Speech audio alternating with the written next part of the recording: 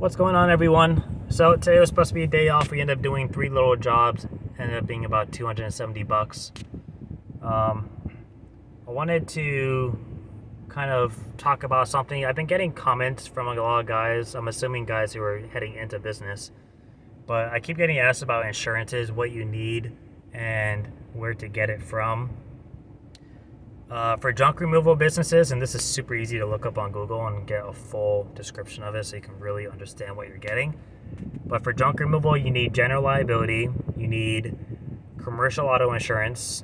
Even if you have just a truck and trailer, you need to get commercial auto insurance, because if something flies off your truck or trailer and hits a car and causes damage, your insurance, if it's business related, your insurance isn't going to do anything about it. You're going to be stuck paying out of pocket. So do get commercial auto insurance.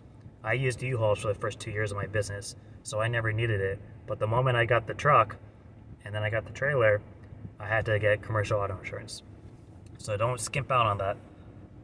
It's honestly not that much more expensive than your normal insurance anyways, depending on your state at least, or how many vehicles you have. And then the third thing is workers' compensation, of course.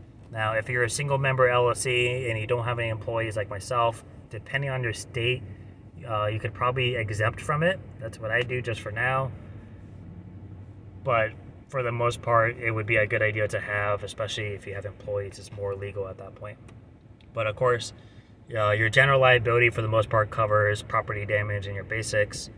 Your commercial auto insurance will cover any damage done in the event you're in an accident. And then your workers' comp will cover if you or your employees get injured on the job. They'll help pay for medical bills. Plus, let's say someone breaks their foot and they're out of work for 8 weeks. Depending on your state and how much money you make, workers' comp should pay out a certain percentage of how much they normally take home to help alleviate the stress of not being able to work. So 3 things, very important. 2 of them legal to have if you're going to be operating as a business. The workers' comp, again, depending on your area, you can exempt from, but wouldn't always recommend it.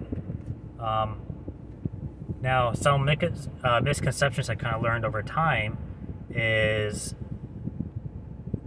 say you're bringing stuff out of the house going to your truck. If you damage the floors or the walls along the way, that's actually not your general liability, which typically covers property damage. That would actually fall under your commercial auto insurance, because your final destination is your truck. I know it doesn't make sense, but that actually is what happens. And when I first heard it, I didn't believe it either. And I actually called my insurance agent and asked him about it. And he said that didn't sound right. But when you look at the actual contracts and the underwriting, it actually is what it is. So double check, of course, but I thought that was weird too. But now let's say the customers, they ask you to move something around the house just to be nice. And you're like, sure, no problem. And you scuff up the floor along the way and they flip out on you, which is usually what happens when you're trying to be nice. That is something that your general liability would cover. So just things to keep in mind. As far as where to go, I know a lot of people use Next Insurance. I personally went with an insurance broker in my area because he's someone that I get all my other insurances through. My brother uses him for his business and personal, so I used him as well because I trust him to get me the best quote possible. If you don't really know anyone, you don't want to go that route, of course you can use Next Insurance. I know Lemonade's kind of up and coming, depending on your state. They offer insurances. They don't offer for all industries though, so you have to double check that. But aside from that, everything's pretty straightforward. Very quick Google search will tell you everything you need to know. And then as far as business goes, I've been keeping relatively busy.